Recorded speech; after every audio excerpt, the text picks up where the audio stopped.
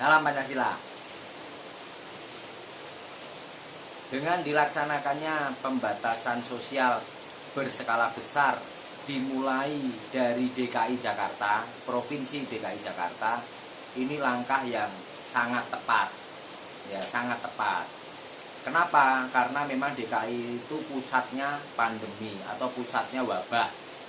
Ya, karena apa? Di DKI itu banyak sekali orang keluar masuk dari luar negeri, dari Cina, dari Amerika, dari mana-mana, ya kan, sehingga terinfeksinya menyebar begitu cepat. Ya, ini langkah yang pas sebetulnya. Sebetulnya harusnya dimulai sejak awal, ya, sejak awal. Jadi tidak ditunggu sampai sedemikian mencekam dulu. Nah, di DKI diadakan pembatasan sosial berskala besar. Nah, itu isolasi atau karantina. Usahakan itu pemerintah betul-betul menjalankan menjalankan cara-cara atau strategi kesehatan yang pas gitu, ya kan. Jadi yang sakit-sakit dipisahkan, yang sehat dipisahkan, yang ODP, yang PDP, ya kan, itu dipisah-pisahkan sehingga akan terarah dan terukur, ya, terarah dan terukur teknis pelaksanaan pemberantasan COVID-19 ini, ya. Jadi seperti itu. Terus pihak kepolisian dan TNI menjaga perbatasan supaya apa? Tidak ada lagi orang masuk. Jangan sampai ada orang masuk dulu. Ya, di situ sehingga tidak ada data-data atau objek-objek yang tidak diketahui. Ya, ini harus kerjasama semua instansi, kerjasama, kekompakan, gotong royong, berjibaku, berbau membau untuk sama-sama ingin bebas dari virus corona.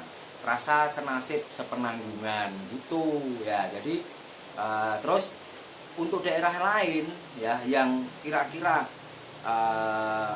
ada hubungannya dengan provinsi DKI juga harus menahan diri, jangan bepergian dulu ke Jakarta, terus juga masyarakat juga harusnya kompak juga, ya, masyarakat kompak. Oke lah, kali ini tidak ada acara mudik, ya, nggak usah mudik dulu, daripada mudik bawa penyakit, ya kan, bawa uang mudik nanti di sana malah kena penyakit, ya kan sama saja. Ya, mendingan sudah sekarang sama-sama menahan aja dulu supaya nggak nggak semakin parah lah penyebaran virus corona ini. Keluarga kan sekarang kan enak, ya kan, kalau kangen atau hitungan mudik tinggal pakai HP aja, ya kan, video call, halo bapak, ya kan, aku minta maaf ya lahir batin, ya kan, sungkem juga bisa kok dilaksanakan di video call, sungkem gitu, mohon maaf ya pak bu atas kesalahan saya begini begitu kan bisa. Jadi sebetulnya nggak ada yang perlu dikhawatirkan gitu, ya. Nah, yang kedua, ini pesan kepada Pak Presiden, ya. Jadi setelah wabah ini bisa diatasi, ya, kepada Presiden dan jajarannya untuk mengembalikan haknya karyawan atau buruh, ya. Jadi jika suatu pabrik saat ini karena terkendala corona mereka merumahkan, ya, sebetulnya nggak boleh PHK, sebelumnya nggak boleh PHK. Ya, kalau PHK itu apa gitu? Jadi artinya dirumahkan. Nanti setelah wabahnya bisa lewat, bisa diatasi, nah pekerjaannya ini dikembalikan bekerja lagi gitu, ya. Jadi tidak menimbulkan kegaduhan. Terus juga kepada para pedagang yang awalnya dia punya tempat dagang di mana, ya kan, jangan dirubah-rubah, kasihan, ya kan. Jadi kalau itu dijamin oleh pemerintah, saya rasa masyarakat pun akan kondusif, masyarakat akan dengan senang hati menerima perintah isolasi mandiri ini atau karantina, ya.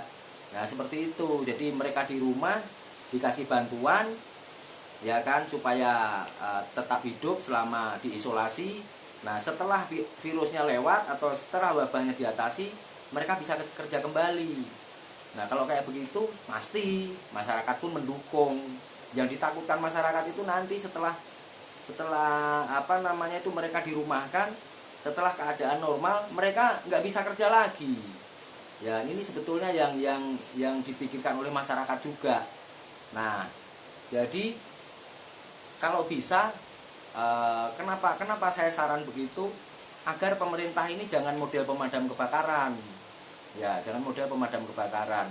Kebakaran dulu baru dipadamkan, ya kan. Ya dilihat kira-kira apinya masih kecil atau bahkan ada potensi kebakaran, ya dicegah gitu. Ya harusnya begitu. Oke. Terima kasih. Salam Pancasila. Mari merdeka.